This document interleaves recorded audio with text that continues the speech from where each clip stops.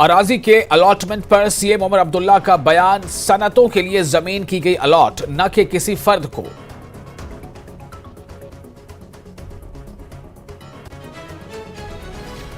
वजीर आला उमर अब्दुल्ला ने कहा, हुकूमत सयाहत को फरोग देने के लिए कोशा, तमाम इक़दाम किए जा रहे हैं। सियाहती मराकज़ और मजहबी मकामात पर फोकस, कहा चीफ मिनिस्टर ने।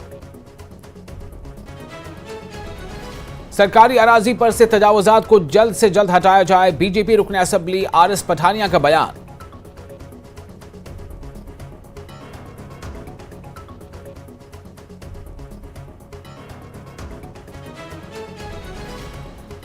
तजावुजात पर एनसी लीडर शमीमा फिरदौस का एतराफ, अराजी पर तजावुजात हुकूमत के लिए बड़ा चैलेंज, गलती करने वाले ओहदेदारों के खिलाफ होनी चाहिए कार्रवाई।